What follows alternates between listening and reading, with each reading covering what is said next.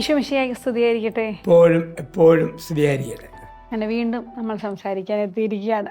ഒരുപാട് വിഷയങ്ങളും പല കാര്യങ്ങളും ഒക്കെ പറഞ്ഞു കഴിഞ്ഞു. അപ്പം ഇന്ന് ഞാൻ അച്ഛനോട് സംസാരിക്കണമെന്ന് ആഗ്രഹിക്കുന്നത് കുറേ കുടുംബങ്ങളുടെ മാതൃകകളെ പറ്റിയിട്ടാണ്. അതായത് ബൈബിൾ തന്നെ എടുക്കാം. എനിക്ക് തോന്നുന്നു ബൈബിൾ തന്നെ തുടങ്ങാമെന്നാണ് വിചാരിക്കുന്നത്. ബൈബിളിൽ പല കുടുംബങ്ങളും നമ്മൾ കണ്ടിട്ടുണ്ട്. എങ്കിലും പരിശുദ്ധ ത്രിത്വമാണ് ശരിക്കും 3 പേരുള്ള ഒരു ഒരു കൂട്ടായ്മയുടെ ഒരു അനുഭവമാണ്. അപ്പോൾ കുടുംബം അങ്ങനെയാണല്ലോ. അപ്പോൾ അതിൽ തന്നെ തുടങ്ങണമെന്നാണ് ആഗ്രഹിക്കുന്നത്. അപ്പോൾ അങ്ങനത്തെ കുറേ കുടുംബങ്ങൾക്ക് പറ്റിയ കുറേ മാതൃകകൾ, അതിൽ നിന്ന് ഞങ്ങൾ കണ്ടുപിടിക്കേണ്ട കുറച്ച് ആശയങ്ങൾ, അങ്ങനെ ഒരു ചർച്ച ഇന്ന് നമുക്കാകാൻ തോന്നുന്നു. ദൈവം എല്ലാം ഏകവാക്കിനാൽ ഉണ്ടാകട്ടെ എന്ന് പറഞ്ഞു. പക്ഷേ മനുഷ്യനെ സൃഷ്ടിച്ചപ്പം ദൈവം പറഞ്ഞു നമുക്ക് നമ്മുടെ ഛായ എന്ന് വെച്ചാൽ ഒരു കൂട്ടായ്മയെ കാണിച്ചുകൊണ്ടാണ്. നാം എന്ന് പറയുമ്പോൾ ഒന്നിലധികം, അത് ത്രിത്വത്തിൻ്റെ പ്രതീകമാണ്. ത്രിത്വത്തിൻ്റെ ഛായയിൽ നമുക്ക് സൃഷ്ടിക്കാം. ത്രിത്വത്തിൽ പിതാവിൻ്റെ സ്നേഹം പുത്രനോട്, പുത്രൻ്റെ സ്നേഹം പിതാവിനോട്, പരിശുദ്ധാത്മാവിൻ്റെ നിറവ് ഇവരില്ല. ഇതാണ് കുടുംബം.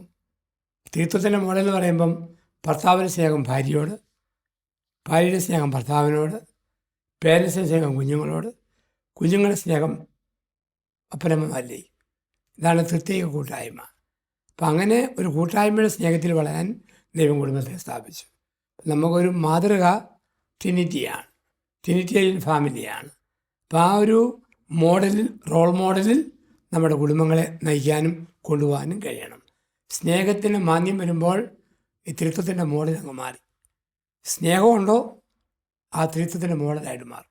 അപ്പം ദൈവം സൃഷ്ടിച്ചിരിക്കുന്നത് പ്രത്യേക ദൈവത്തിൻ്റെ പരസ്പര സ്നേഹം, പരസ്പരപൂരകമായ സ്നേഹം. ആ സ്നേഹത്തിലാണ് കുടുംബത്തെ ദൈവം സൃഷ്ടിച്ചിരിക്കുന്നത്.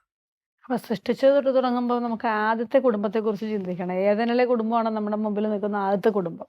ആദവും ഹവ്വായും ചേർന്നുള്ള, ദൈവവും ചേർന്നുള്ള ഒരു കുടുംബം, ആദ്യത്തെ കുടുംബം. അത് ഏതെനിൽ ദൈവം മനുഷ്യനെ സൃഷ്ടിച്ചു. സൃഷ്ടിച്ചു കഴിഞ്ഞപ്പോൾ ആ മനുഷ്യനുണ്ടായ ചില പതലുകൾ, പാളിച്ചകൾ, അത് കുടുംബത്തിൻ്റെ പ്രശ്നമായിട്ട് മാറി. ഒന്നാമതായിട്ട് നമ്മൾ കാണുന്നു, ദൈവത്തോട് വർത്തമാനം പറഞ്ഞവരല്ല അവർ. ദൈവത്തിനോട് ഉലാത്തി എന്ന് പറയുന്നുണ്ട്. അപ്പം ദൈവമായിട്ട് സംസാരിച്ചിട്ടില്ല. ഹൗവ കെട്ടിയവനോടോ മകളോടോ ഒന്നും വർത്തമാനം പറഞ്ഞിട്ടില്ല. അവളാകെ വർത്തമാനം പറഞ്ഞത് പിശാചിനോടായിരിക്കാം. പഴം ഇപ്പം പറിക്കണോ, നാളെ രാവിലെ പറിച്ചാൽ മതിയോ, ഇത്രയേ ഉള്ളൂ.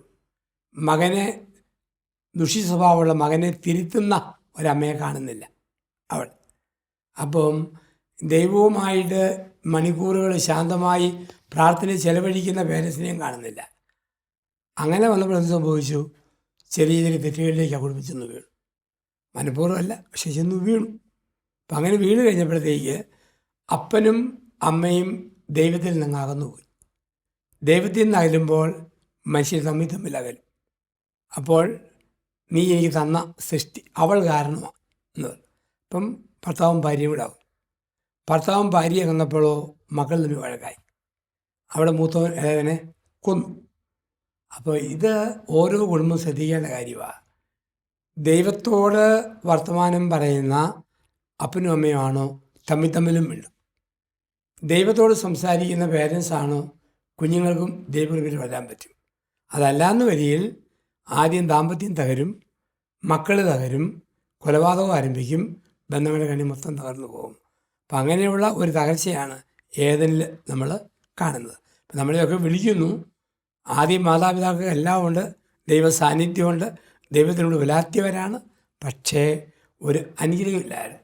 കാരണം ദൈവത്തോട് ആലോചന ചോദിക്കുന്ന രീതിയില്ല, സംസാരിക്കുന്ന രീതിയില്ല. സാത്താൻ പറഞ്ഞു, ഉടനെ പണം പറിച്ചു തന്നു. അപ്പം ആ രീതിയിലേക്ക് പോയി. അപ്പം ഇന്നും കുടുംബം തകരാം, ഏതെല്ലാം കുടുംബം പോലെ തകരാം, ശ്രദ്ധിച്ചില്ലെങ്കിൽ ശ്രദ്ധയില്ലാതെ പെരുമാറിയാൽ. ഞാനിത് പറഞ്ഞപ്പോൾ ഞാൻ ഓർക്കുകയാണ്, ഇന്ന് പല കുടുംബങ്ങളും നമ്മളൊക്കെ തന്നെയും വേണമെങ്കിൽ തോന്നാം, ദൈവത്തോടൊപ്പം ഉലാത്തുന്നത് കൊണ്ട് പുറമേ നിന്ന് കാണുന്നവർക്ക് തോന്നും ഇവർ ദൈവവുമായിട്ട് ഭയങ്കര ചേർന്ന് അടുത്ത് അങ്ങനെയാണെന്ന്. മക്കൾക്ക് വരെ വേണ്ടി വന്നാൽ തോന്നും. പക്ഷെ അപ്പൻ്റെ അമ്മയുടെ ഇടയിലുള്ള ഗ്യാപ്പുകളൊന്നും പലപ്പോഴും ആർക്കും മനസ്സിലാവാറില്ല. അതൊരു ഒരു ഹൈഡിങ് ആണ് പലപ്പോഴും. ചില എന്നും പള്ളിയിൽ പോകുന്നവരുണ്ട്, ഒരുമിച്ച് പോകും. സ്വീകരിക്കുന്നുണ്ട്, ഒരുമിച്ചുണ്ട്, എപ്പോഴും ഹായ് ഹണി സ്വീറ്റി എന്നൊക്കെ പറഞ്ഞൊക്കെ ഒക്കെ നടക്കും. നമുക്ക് തോന്നും ദൈവത്തിൻ്റെ കൂടെ നടക്കുന്ന ഒരു നടപ്പ്. പക്ഷെ അടുക്കുമ്പം നമ്മൾ കാണുന്നതല്ല ജീവിതം. വഴി വെച്ച് കണ്ടാൽ തോന്നും ഇതാണ് മിഖായേൽ മാലാഖയും ഇളയ സഹോദരിയും. വീട്ടിൽ ചെല്ലുമ്പോൾ പറയും ഇത് ലൂസിഫറും ബേർസബൂലിൻ്റെ മൂത്ത പുത്രിയും. കാരണം ദൈവത്തോടൊപ്പം നടന്നില്ലെങ്കിൽ അവസാനം തകരും. അന്നേരം അച്ഛൻ പറഞ്ഞല്ലോ ഒരു അനുഗ്രഹം എവിടെയെങ്കിലും ഒക്കെ അങ്ങ് മിസ്സാകും അല്ലേ? അങ്ങനെ നടന്നില്ലെങ്കിൽ നമുക്ക് ജീവിതത്തിൽ പലയിടത്തും പ്രതിഫലിക്കുന്നത് കാണേണ്ടി വരുമായിരിക്കും. കരണ്ടിയും വരും. ഈ നമ്മൾ നടന്നില്ല വരുന്ന ഏറ്റവും വലിയ അപകടം നമുക്ക് നല്ല ആലോചന കിട്ടുകയില്ല. പിശാചങ്ങ് കയറും നമ്മൾ ഇടയിലോട്ട്. എപ്പോഴും പറയുന്നതാ, നമുക്ക് നല്ല ആലോചന വരണോ പ്രാർത്ഥിച്ചുകൊണ്ടിരിക്കാം. കാരണം അങ്ങനെ പ്രാർത്ഥിക്കുമ്പോൾ ദൈവവുമായിട്ട് നമ്മൾ ഒട്ടിച്ചേരുക. അങ്ങനെ ചേരുന്നവർക്ക് ദൈവത്തോട് എന്തും ചോദിക്കാം, മധ്യസ്ഥം യാചിക്കാം. അത് കുടുംബത്തിനൊക്കെ നാടിനൊക്കെ അനുഗ്രഹമായി മാറും. ഇല്ലെങ്കിൽ ചീത്ത ആലോചനകളെ നമ്മളിലേക്ക് വരുള്ളൂ. ജഡികമായ ആലോചന ദൈവത്തോട് ആലോചിച്ചാൽ ദൈവികമായ ആലോചന നമുക്ക് കിട്ടും. തീർച്ചയായിട്ടും. ഇന്ന് ശരിയാ, ഇന്ന് തെറ്റാ, അങ്ങനെ ഒരു അപകടമാണ്, അവബോധം നമുക്ക് തരും. പറയുന്നില്ല പ്രവാചകൻ, ഇടത്തേക്ക് എങ്ങോട്ട് പോകണമെന്നറിയാൻ നിൽക്കുമ്പോൾ പിന്നുന്നൊരു സ്വരം, ഇതാണ് വഴി, ഇതിലേ പോകും. ആ സ്വരം കേൾക്കണോ ദൈവത്തോട് പ്രാർത്ഥിക്കണം. അതുപോലെ നമുക്ക് പിന്നീട് ഇങ്ങോട്ട് മുമ്പോട്ട് വരുമ്പോൾ നമ്മൾ കാണുന്ന കുടുംബമാണ് അബ്രഹാത്തിന്റെ കുടുംബം. വിശ്വാസികളുടെ പിതാവായ അബ്രഹാം സാറായും. അബ്രഹാമിൻ്റെ കുടുംബം എന്ന് പറയുന്നത് നമുക്കറിയാം BC 1850 1800 കാലഘട്ടങ്ങളിലാണ് അബ്രഹാമിൻ്റെ കുടുംബം ബൈബിളിൻ്റെ ചരിത്ര പശ്ചാത്തലത്തിലൊക്കെ നമ്മൾ കാണുക. അപ്പോൾ അങ്ങനെയുള്ള അബ്രഹാമിൻ്റെ ആ കുടുംബത്തിൽ പ്രത്യേകത എന്ന് പറഞ്ഞു കഴിഞ്ഞാൽ അബ്രഹാം എപ്പോഴും ഈ ദൈവം പറയുന്നത് ബുദ്ധിക്ക് അപ്പുറത്തേക്ക് വഴങ്ങിയ ആളാണ്. അപ്പം നമ്മൾ ചോദിക്കും ഇതെന്തൊരു അബ്രഹാം ഇങ്ങനെയൊക്കെ കാണിക്കുന്നു? സ്വന്തം ദേശത്തെയും പിതൃഭവനത്തെയും വിട്ടുപോവുക, പോയി പറഞ്ഞത് കേട്ടു, തിരിച്ചു പോയി. അപ്പം ഇങ്ങനെ ദൈവത്തിൻ്റെ നിർദ്ദേശം അക്ഷരപ്രതി പാലിക്കുന്ന അബ്രഹാം. അപ്പം ഈ അബ്രഹാമും കൂടുതൽ ഭാര്യ സാറായുമുണ്ട്, രണ്ടുപേരും നെല്ലുപോലെ നടക്കുന്നുണ്ട്. അപ്പോൾ അവരുടെ ആ കുടുംബത്തിൽ ഒരു വിശ്വാസത്തിൻ്റെ യാത്രയാണ് നമ്മൾ കാണുക. അബ്രഹാമിനെ വിളിക്കുന്നത് വിശ്വാസികളുടെ പിതാവ് എന്നാണ്. ഒരു വിശ്വാസത്തിൻ്റെ യാത്രയാണ്. അബ്രഹാമിൻ്റെ ചരിത്രം നമ്മളെ പഠിപ്പിക്കുന്നതും വിശ്വാസത്തിൻ്റെ യാത്രകൾ നമ്മൾ നടത്തണം. ഇപ്പം ചില കാര്യം നമുക്കൊന്നും വ്യക്തമല്ല എങ്കിലും ദൈവം നടത്തും. അബ്രഹാം നടന്നു. വയസ്സ് 100, ഭാര്യയ്ക്ക് 90 ഒക്കെ ആകുമ്പം ഒരു കുഞ്ഞിൻ്റെ ജന്മത്തിനുള്ള സാധ്യത മൊത്തം മങ്ങിയതാണ്. എന്നാലും ദൈവം പറഞ്ഞാൽ തരും. ആ വിശ്വാസം. 80-ാം വയസ്സിൽ പൊക്കോളാൻ പറഞ്ഞു, ഇറങ്ങിപ്പോയി. ദേശത്തെയും ഭവനത്തെയും സ്വന്തം നാടിനെയൊക്കെ ഉപേക്ഷിക്കാൻ പറഞ്ഞു. എല്ലാം ഉപേക്ഷിച്ച് ഇറങ്ങി അങ്ങ് പോയി. ഈ ഒരു പോക്ക്, ഈ വിശ്വാസ ചരിത്രം നമുക്കുണ്ട്. നമുക്കെന്ന് വെച്ചാൽ ഒരു ഇരുട്ടിലേക്ക് ചുമ്മാ അങ്ങ് എടുത്ത് ചാടുക, ഇരുട്ടിലേക്ക്. അബ്രഹാമിന് നാളെയെക്കുറിച്ച് ഉറപ്പില്ല, പക്ഷെ ദൈവത്തിൽ വിശ്വസിച്ചു, ഇരുട്ടിലേക്ക് എടുത്ത് ചാടി. ഇടയ്ക്ക് സാറ ചില കമൻറ്റുകളും കുത്തുവാക്കുകളും ഒക്കെ പറയുകയും ചിരിയും ചില ടെക്നിക്സ് അപ്ലൈ ചെയ്യുന്നു. അവർക്ക് പ്രസവിക്കാൻ സാധ്യതയെന്ന് പറഞ്ഞ് വേലക്കാരിയെ കൊണ്ട് പ്രസവിപ്പിക്കുന്നു. ഇങ്ങനെ പലതുമുണ്ട്. പക്ഷെ എന്നാലും ഈ വിശ്വാസത്തിൻ്റെ യാത്രയുണ്ടല്ലോ, ഇരുട്ടിലേക്കുള്ള ചാട്ടം, അതൊരു വിവാഹം അങ്ങനെയാണ്. നമ്മൾ കല്യാണം കഴിക്കുന്നു, നാളെ എന്തെന്ന് അറിയില്ല. ഭർത്താവിന് എന്ത് പറ്റും, ഭാര്യയ്ക്ക് എന്ത് പറ്റും, മക്കളുണ്ടാവുകയില്ലയോ, ഉള്ള മക്കൾക്ക് എന്ത് പറ്റും, അങ്ങനെ കാൽക്കുലേഷൻ ഒന്നുമില്ല. ദൈവം പറഞ്ഞു, ഞാനങ്ങ് ചെയ്യും. ഈ ഒരു വിശ്വാസയാത്രയാണ് അബ്രഹാമിൻ്റെ കുടുംബത്തിൻ്റെ വലിയ ബലം. ആ യാത്രയിൽ നെല്ലുപോലെ സാറായും കൂടെ ഉണ്ടായിരുന്നു. ഇതൊക്കെ ഇടക്കാലത്ത് വേണ്ടത് കാര്യങ്ങളൊക്കെ പറഞ്ഞാലും ഒരു നെല്ലുപോലെ സാറ അബ്രഹാമിനെ ഫോളോ ചെയ്തു. അവിടെ നമ്മൾ കാണുമ്പം ഒരു ഉപേക്ഷയുണ്ട്, പുറപ്പാടുണ്ട്, എഴുത്തിലേക്കുള്ള ഒരു എടുത്തുചാട്ടമുണ്ട്, പിന്നെ ദൈവത്തിൽ പൂർണ്ണമായി അർപ്പിക്കുക. അതാണ് അബ്രഹാമിൻ്റെ കുടുംബം പഠിപ്പിച്ചത്. ദൈവത്തിൽ സമ്പൂർണ്ണമായ അർപ്പണം, വേറെ ആരിലുമില്ല. കാരണം അബ്രഹാമിനെ ആശ്രയിക്കാൻ വേറെ ആരാ ഉള്ളത്? ആശ്രയബോധം ദൈവത്തിൽ വെക്കണം. ഓരോ കുടുംബത്തിലും ആവശ്യമാണ്. ഭർത്താവിൽ അമിതമായ ആശ്രയം വെച്ചാൽ ഭർത്താവിന് മട്ടു മാറുമ്പം ഭാര്യ തളരും. ഭാര്യയിൽ അമിതമായ ആശ്രയം വെച്ചോ രീതി മാറുമ്പോൾ ഭർത്താവ് വാടും. കുഞ്ഞുങ്ങളിൽ അമിതമായ ആശ്രയം വെച്ചോ പാപം മാറുമ്പോൾ പേരൻസ് ഡൗൺ ആവും. പക്ഷെ ദൈവത്തിൽ ആശ്രയം വെച്ചോ പ്രശ്നമില്ല. 125 സങ്കീർത്തനം 1-ാം തിരുവചനം, യഹോവയിൽ ആശ്രയം വെക്കുന്നവൻ സിയോൻ പർവ്വതം പോലെ ഉറച്ചു നിൽക്കും. അബ്രഹാമിൻ്റെ കുടുംബത്തിൻ്റെ പ്രത്യേകത ദൈവാശ്രയം, വേറൊന്നുമില്ല, ദൈവത്തിൽ ആശ്രയം. സ്വന്തം ബുദ്ധി യുക്തിയൊക്കെ ദൈവത്തിന് അങ്ങ് കൊടുത്തു. തമ്പുരാൻ നോക്കിക്കോളും. ആ ഉറപ്പിൽ ജീവിച്ചു അബ്രഹാം. ഇതാണ് നമുക്കൊരു വലിയ റോൾ മോഡലായിട്ട് ഇരിക്കുന്നു വിശ്വാസിയുടെ പിതാവായ അബ്രഹാം.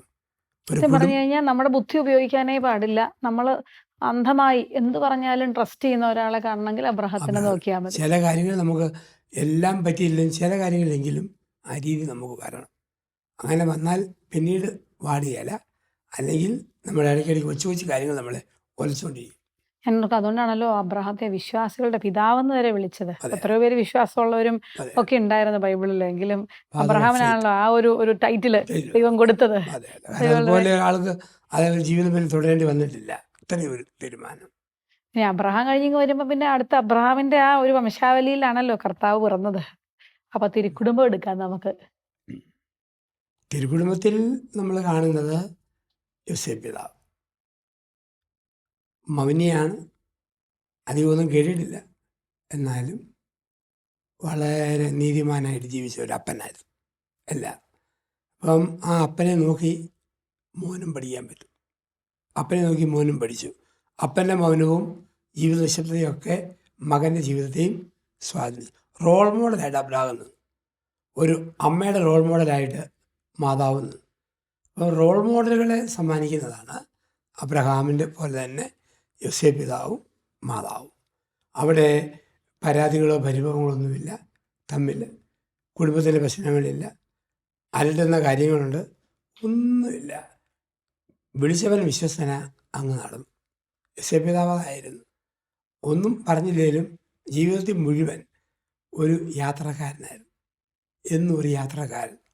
ഈജിപ്തിലേക്ക് യാത്രക്കാരൻ, നഷ്ടത്തിലേക്ക് യാത്രക്കാരൻ, പേരിരിക്കാൻ പേരിലേക്ക് യാത്രക്കാരൻ. ഒരു യാത്രക്കാരനായ യോസേപ്പ് അദ്ദേഹത്തിൻ്റെ ആ നിശബ്ദതയും നീതിബോധവും എല്ലാം ഈശോയെ ഒരുപാട് സ്വാധീനിച്ചിട്ടുണ്ട്.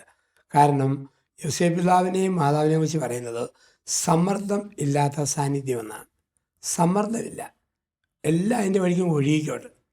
അതുകൊണ്ടാണ് പിന്നീട് ക്രിസ്തു തൻ്റെ പ്രബോധനത്തിൽ പറയുന്നുണ്ട്, പുകഞ്ഞ തിരി ഞാൻ കെടുത്തുകയില്ല, ഒരു സമ്മർദ്ദവും ചെലുത്തുകയില്ല, വളഞ്ഞ ഞാങ്ങണ ചതഞ്ഞ ഞാങ്ങണ ഒടിക്കുകയില്ല എന്ന് പറഞ്ഞാൽ ഒരു ഞാങ്ങണ ചതഞ്ഞ് കിടക്കുമ്പോഴാണ് ആ ചതവിൽ നിന്നാണ് അടുത്ത ഞാങ്ങണ ചെടി വളരുക. അത് ഒടിച്ചാൽ പിന്നെ ഞാങ്ങണയില്ല. ഒരു പുകഞ്ഞ തിരിയുണ്ട്, അതിനകത്തൊരു തീയുടെ സാധ്യതയുണ്ട്. അത് കെടുത്തിയോ പിന്നെ ഇല്ല. ഇപ്പം സമ്മർദ്ദമില്ല, എല്ലാം അതിൻ്റെ വഴിക്കങ്ങ് വിട്ടേക്കുക, ബാക്കി നോക്കിക്കോളൂ. പക്ഷെ സമ്മർദ്ദം ഇല്ലാന്ന് നമ്മൾ പറയുമ്പോഴേ ഇങ്ങനത്തെ കാര്യങ്ങൾ അങ്ങനെ നമ്മുടെ ജീവിതത്തിൽ വന്നാൽ സമ്മർദ്ദം കൊണ്ട് ചിലപ്പോൾ ആത്മഹത്യ വരെ നടന്നു പോകും. ആ രീതിയിലുള്ള വൻ സമ്മർദ്ദങ്ങളല്ലേ സത്യത്തിൽ മനുഷ്യന്റെ ദൃഷ്ടിയിൽ നോക്കുമ്പം ഏറ്റവും സൂപ്പർ സമ്മർദ്ദങ്ങളാണ് രണ്ടുപേർക്കും ഉണ്ടായിട്ടുള്ളത് അല്ലേ. പുരുഷനെ അറിയാതെ ഗർഭിണിയാവുക, കല്യാണം കഴിക്കാൻ നിശ്ചയിച്ചിരിക്കുന്നയാൾക്ക് ഗർഭമുണ്ടെന്ന് മനസ്സിലാക്കുക, കൊച്ചിനെ ഒന്നുമില്ലാത്ത കുഞ്ഞിനെ എടുത്തുകൊണ്ട് ഓടുക, ഇതെല്ലാം വലിയ സമ്മർദ്ദങ്ങളുള്ള കാര്യങ്ങളാണ്. പക്ഷെ അവരതിനെ ടേക്ക് ഇറ്റ് ഈസി എന്നുള്ള രീതിയിൽ കണ്ടു അല്ലേ, ദൈവം കൂടെയുണ്ടോ എന്നുള്ളത് കൊണ്ട്. നമുക്കൊരു റോൾ മോഡലായിട്ട് വെച്ചിരിക്കുന്നു. ഇങ്ങനെയും ജീവിക്കാൻ പറ്റും. നമ്മൾ ഈ കൊച്ചു കൊച്ചു കാര്യങ്ങൾക്ക് ടെൻഷൻ അടിക്കുമല്ലോ അല്ലാതെ. അതെ, സ്ട്രെസ് ആണല്ലോ നമ്മുടെ മെയിൻ. അതില്ലാതെയും എന്ത് വന്നാലും സ്ട്രെസ് ഇല്ലാതെ ജീവിക്കാൻ പറ്റും എന്ന് പഠിപ്പിച്ചു. ട്രസ്റ്റ് ഇൻ ഗോഡ് അല്ലേ. ദൈവത്തിൽ ട്രസ്റ്റ് ചെയ്യുക. അങ്ങനെ വന്നപ്പോഴത്തേക്ക് ക്രിസ്തുവും അത് തന്നെയായിരുന്നു. പിതാവേ, നിൻ്റെ കരങ്ങളിൽ എൻ്റെ ആത്മാവിനെ സമർപ്പിക്കുന്നു. അപ്പം കുഞ്ഞുങ്ങൾക്ക് ദൈവാശ്രയം മാത്രമേ ഉള്ളൂ, വേറെ ഒരാശ്രയമില്ല. തമ്പുരാനില്ലെങ്കിൽ നമുക്ക് ഒന്നുമില്ല. ആ രീതിയിൽ പരിശീലിപ്പിക്കുകയായിരുന്നു തിരുക്കുടുംബം. അപ്പം അതൊരു മോഡലായിട്ട് നമുക്ക് നിൽക്കുന്നു. നിർണായക നിമിഷങ്ങളിൽ ഒറ്റപ്പെട്ട ഏകാന്തതയൊക്കെ വരുമ്പോഴും ദൈവമുണ്ട്, നടത്തും, അവർ. അതെ, അത് വലിയ സത്യമായ നമ്മുടെ മനസ്സ് വലിയൊരു റിലീഫ് തരും കേട്ടോ. ആശ്വാസം തരും. എന്തിനും ദൈവം ഉണ്ടെന്ന് കരുതുമ്പോഴത്തേനും ഞാൻ ഓർക്കുവാണ്, തിരുസഭ ഒരു കുടുംബമാണ് ശരിക്കും. തിരുസഭയാണല്ലോ ഏറ്റവും വലിയ കൂട്ടായ്മയുടെ വേദി. അപ്പൊ തിരുസഭയിൽ നിന്ന് നമ്മൾ എന്താ കണ്ടുപിടിക്കണ്ടേ? തിരുസഭ എന്ന് പറയുന്നത് ക്രിസ്തുവിൻ്റെ തുടർച്ചയാണല്ലോ. സഭയിലെ അംഗങ്ങളായ നമ്മൾ ക്രിസ്തുവിൻ്റെ തുടർച്ചയാണ്. നമ്മൾ പറയും ക്രിസ്തുവിൻ്റെ ഭൗതിക ഗാത്രം, മിസ്റ്റിക്കൽ ബോഡി എന്ന് പറയും. അപ്പം ആ രീതിയിൽ ഞാനെന്ന അപ്പൻ ക്രിസ്തുവിൻ്റെ തുടർച്ചയാണ്, ഞാനെന്ന അമ്മ ക്രിസ്തുവിൻ്റെ തുടർച്ചയാണ്. എൻ്റെ മുഖത്ത് മക്കൾ ക്രിസ്തുവിനെ കാണും, സഭയിൽ ക്രിസ്തുവിനെ കാണുന്ന പോലെ. അപ്പോൾ ആ രീതിയിൽ എല്ലാവരും എന്നിൽ ക്രിസ്തുവിൻ്റെ മുഖം കാണുന്ന ഒരു രീതി വരണം. അതുകൊണ്ടാണ് രണ്ടു കൂട്ടം മനുഷ്യൻ ലോകത്തിലുണ്ട്. അത് യോഹന്നാൻ 14 കാണാം. ഒന്ന്, തോമാസ് ലീഹായെ പോലെ വഴി തേടുന്നവർ. രണ്ട്, പീലിപ്പോസിനെ പോലെ മുഖം തേടുന്നവർ. പീലിപ്പോസ് പറഞ്ഞു കർത്താവിനെ കാണിച്ചു തന്നെ, അവൻ്റെ മുഖം. തോമാസ് ലീഹ പറഞ്ഞു വഴി കാണിച്ചു തന്നെ. അപ്പം സഭ ഈ രണ്ട് കാര്യങ്ങളാണ് ചെയ്യുന്നത്. ക്രിസ്തുവിൻ്റെ മുഖം ലോകത്തിന് കാണിക്കും. ചാരിറ്റി, ഉദാശകൾ, ജീവകാരുണ്യ പ്രവൃത്തി, ഇതെല്ലാം വഴി ക്രിസ്തുവിൻ്റെ സ്നേഹത്തിന് മുഖം കാണിക്കും. ഒപ്പം ദൈവജനങ്ങളുടെ വഴിയും കാണിക്കും. ഇത് ഒരപ്പനും അമ്മയും രണ്ട് വഴി മക്കൾക്ക് കാണിക്കണം. അതാണ് സഭ പഠിപ്പിക്കുക. ഒന്ന്, ഒരു പിതാവ് സഭയുള്ള വിധേയത്വത്തിൽ ജീവിക്കുമ്പം മക്കളെ കാണിക്കുന്നു ക്രിസ്തുവിലേക്കുള്ള വഴി. ഒരമ്മ പ്രാർത്ഥിച്ച് സഹിച്ച് ജീവിക്കുമ്പം ക്രിസ്തുവിലേക്കുള്ള വഴി. ഇപ്പം മാതാവും ഗുരുനാഥയുമാണ് സഭ. മാതാവും ഗുരുനാഥയും. അതുപോലെയാണ് ഒരപ്പനമ്മ കുഞ്ഞുങ്ങൾക്ക് ഗുരുനാഥയാണ്, മാതാവാണ്, പിതാവാണ്. അപ്പം ഈ ഒരു സഭയുടെ ഈ കർമ്മങ്ങൾ നമ്മൾ തുടരുക എന്നുള്ളത്. അപ്പോൾ സഭ എന്ന കുടുംബത്തിൽ നിന്നും ഒരു വലിയ പാഠം പഠിക്കും.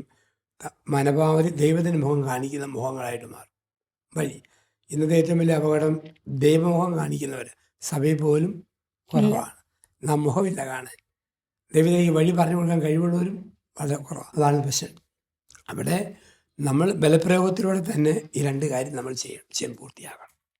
വെളിപാടിൽ ഒരു സ്വർഗീയ കുടുംബം കൂടിയുണ്ട് അവസാനം എത്തുന്നത്. അതുകൂടെ പറഞ്ഞു വേണം നമുക്ക് അവസാനിപ്പിക്കാൻ ഈ എപ്പിസോഡ്. നമ്മൾ ത്രിത്വത്തിൽ ആരംഭിക്കുന്ന കുടുംബം പൂർത്തിയാകുന്നത് ലോകയാത്രയിലൂടെ വെളിപാടിലെത്തുമ്പോഴാണ്. അപ്പം വെളിപാടിൽ ശുദ്ധിമാന്മാരും ശുദ്ധിമതികളുമാണ്. പരിശുദ്ധൻ പരിശുദ്ധനെന്ന് പാടി സ്തുതിക്കുന്നു. അപ്പം ആ വെളിപാട് പുസ്തകത്തിൽ കർത്താവ് പറയുന്നുണ്ട്, വാതിക്കൽ വന്നൊന്ന് മുട്ടുന്നു, തുറന്നു വന്നാൽ അകത്ത് കയറി ഞാൻ വസിച്ചോളാം. മുട്ടിയാൽ മതി, അകത്ത് കയറി ഞാൻ വസിക്കാം. അപ്പം ക്രിസ്തുവിന് വസിക്കാൻ യോഗ്യതയുള്ള വീടായിരിക്കണം എൻ്റെ വീട്. കർത്താവിന് വസിക്കാൻ യോഗ്യതയുള്ള ഹൃദയമാകണം എൻ്റെ ഹൃദയം. അങ്ങനെ ക്രിസ്തു വസിക്കുന്ന വീട്, ക്രിസ്തു വസിക്കുന്ന വ്യക്തി, അവരെ വിളിക്കും ശുദ്ധിമാൻ ശുദ്ധിമതി എന്നാണ് വിളിക്കുക. അപ്പം നമുക്ക് സ്ത്രീത്വത്തിൽ ആരംഭിക്കുന്ന മാമോദീസായി സ്ത്രീത്വത്തിൻ്റെ അനുഭവമാണല്ലോ ആദ്യം കിട്ടുക.